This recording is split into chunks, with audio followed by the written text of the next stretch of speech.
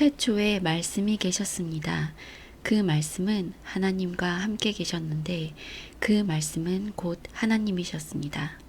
그분은 세상이 창조되기도 전에 하나님과 함께 계셨습니다. 모든 것이 그분을 통하여 지음을 받았습니다. 지음을 받은 것 중에서 어느 것 하나도 그분 없이 지어진 것이 없습니다. 그분 안에는 생명이 있습니다. 그 생명은 세상 사람들을 비추는 빛이었습니다. 그 빛이 어둠 속에서 빛을 발했지만 어두움은 그 빛을 깨닫지 못했습니다. 하나님께로부터 보냄을 받은 요한이라는 사람이 있었습니다. 요한은 그 빛에 대해 증언하여 자기를 통해 모든 사람들이 믿음을 얻도록 하기 위해 보냄을 받은 사람입니다. 요한 자신은 그 빛이 아니었으나 사람들에게 그 빛에 대하여 증언하기 위해 온 것입니다. 참 빛이 있었습니다. 그 빛은 세상에 와서 사람들을 비췄습니다. 참 빛이 되신 말씀이 세상에 계셨습니다. 세상은 그분을 통하여 지음을 받았는데도 그분을 알지 못하였습니다. 그분은 자기의 땅에 오셨으나 그의 백성들은 그분을 영접하지 않았습니다. 그러나 누구든지 그분을 영접하는 사람들, 그분의 이름을 믿는 사람들에게는 하나님의 자녀가 되는 자격을 주셨습니다. 좋은 가문에 태어난 사람들만 하나님의 자녀가 되는 것이 아닙니다. 또한 어떤 사람들의 계획이나 바람에 의해서 그리고 그들의 조상으로 말미암아 하나님의 자녀가 된 것도 아닙니다. 다만 그들은 하나님 자신이 그들의 아버지라는 사실 때문에 하나님의 자녀가 된 것입니다. 말씀이 사람이 되셔서 우리 가운데에서 사셨습니다. 우리는 그분의 영광을 보았습니다.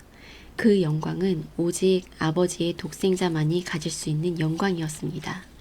그 말씀은 은혜와 진리로 충만해 있었습니다. 요한이 그분에 대해서 증언하며 외쳤습니다. 내가 전에 내 뒤에 오시는 분이 계시는데 그분이 나보다 더 위대하신 것은 내가 태어나기 전에 존재하셨기 때문이다 라고 말했는데 이분이 바로 내가 말한 그분이다. 그분의 충만하신 곳에서 우리 모두는 넘치는 은혜를 받았습니다. 그것은 율법이 모세를 통해 주어졌지만 은혜와 진리는 예수 그리스도를 통하여 왔기 때문입니다. 지금까지 하나님을 본 사람은 아무도 없었습니다. 그러나 하나님이시며 아버지 곁에 계시던 독생자이신 분이 우리에게 하나님이 어떤 분이신지를 알려주셨습니다. 요한이 증언한 내용은 이렇습니다. 예루살렘에 사는 유대인들이 제사장과 레위인 몇 사람을 요한에게 보내어 당신은 누구십니까? 라고 묻게 했습니다. 요한은 그 질문에 거절하지 않고 대답했습니다. 그는 분명하게 말했습니다. 나는 그리스도가 아닙니다. 그러자 그 사람들이 요한에게 물었습니다. 그럼 도대체 당신은 누구십니까? 엘리야입니까? 요한이 대답했습니다. 아니요, 나는 엘리야가 아닙니다. 그러자 그 사람들이 물었습니다. 장차 오시기로 한 그 예언자입니까? 요한은 또 대답했습니다. 아닙니다. 그러자 그들이 요한에게 말하였습니다. 그렇다면 당신은 누구십니까? 우리는 우리를 보낸 사람들에게 보고해야 합니다. 대답해 주십시오. 당신은 자신을 무엇이라고 생각하십니까? 요한은 그 사람들에게 이사야 선지자의 말씀을 인용하여 대답했습니다. 나는 광야에서 주님을 위하여 길을 곱게 만들어라 하고 외치는 사람의 소리입니다. 보냄을 받은 유대 사람들 중에는 바리새인이 보낸 사람이 있었습니다. 그 사람들이 요한에게 물었습니다. 당신이 그리스도도 아니고 엘리야도 아니고 예언자도 아니라면 왜 사람들에게 세례를 줍니까? 요한이 대답했습니다. 나는 사람들에게 물로 세례를 줍니다. 그러나 여러분 가운데 여러분이 알지 못하는 한 사람이 서 계십니다. 그분은 내 뒤에 오시는 분이지만 나는 그분의 신발끈을 풀 자격도 없는 사람입니다.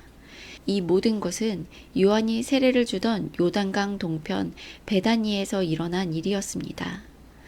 다음날 요한은 자기에게 오시는 예수님을 보고 이렇게 말했습니다. 보십시오. 세상 죄를 지고 가시는 하나님의 어린 양이십니다. 이분이 바로 내가 내 뒤에 오시지만 그분이 나보다 더 위대하신 것은 내가 태어나기 전에 존재하셨기 때문이다 라고 말했던 분입니다. 나도 이분이 누구신지를 알지 못했습니다. 그러나 내가 물로 세례를 주러 온 이유는 이분을 이스라엘 백성들에게 알리기 위해서입니다. 또 요한이 증거했습니다. 나는 성령께서 비둘기처럼 하늘로부터 내려와 그분 위에 머물러 계신 것을 보았습니다. 나 역시 그분이 그리스도이신 것을 알지 못하였습니다.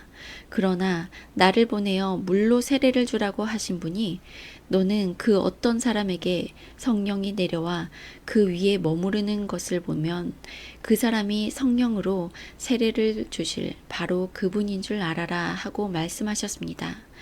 나는 그분이 하나님의 아들이신 것을 보았고 그분이 바로 하나님의 아들이라고 증언하였습니다. 그 다음날 요한은 제자 2사람과 함께 다시 그 자리에 서 있었습니다. 그는 예수님께서 지나가시는 것을 보고 말했습니다. 보아라, 하나님의 어린 양이시다. 제자 2사람은 요한이 이렇게 말하는 것을 듣고 예수님을 따라갔습니다. 예수님께서는 몸을 돌려 자기를 따라오는 2사람을 돌아보며 물으셨습니다. 원하는 것이 무엇이냐? 그들은 랍비님, 사시는 곳이 어디입니까? 라고 말했습니다. 랍비라는 말은 선생이라는 뜻입니다. 예수께서는 와서 보아라 하고 대답하셨습니다. 그래서 2사람은 예수님과 함께 갔습니다. 그들은 예수님께서 머무르시는 곳을 보았고 그날 예수님과 함께 그곳에서 지냈습니다. 때는 오후 4시쯤이었습니다. 요한에게서 예수님에 대한 이야기를 듣고 예수님을 따른 2 제자 중 한 사람은 시몬 베드로의 동생 안드레였습니다. 안드레가 첫 번째 한 일은 그의 형 시몬을 찾은 일이었습니다.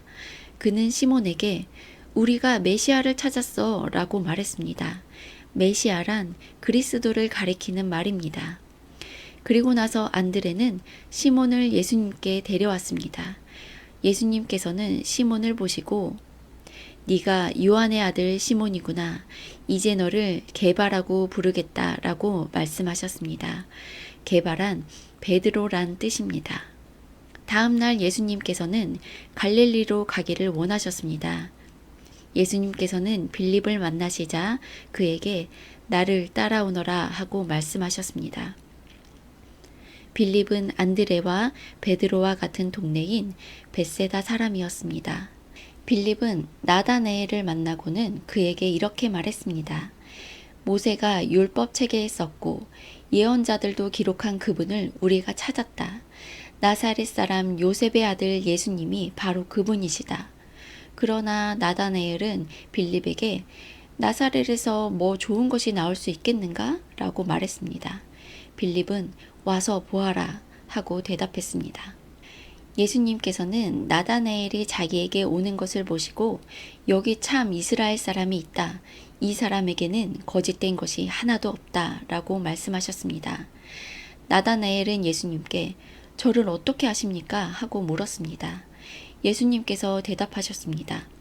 빌립이 너를 부르기 전 네가 무화과 나무 아래에 있는 것을 내가 보았다. 나다나엘은 예수님께 선생님, 당신은 하나님의 아들이시며 이스라엘의 왕이십니다. 라고 대답했습니다. 예수님께서는 나다나엘에게 네가 무화과 나무 아래에 있는 것을 내가 보았다고 말해서 나를 믿느냐? 그러나 너는 그것보다 더 큰 일을 보게 될 것이다. 라고 대답하셨습니다.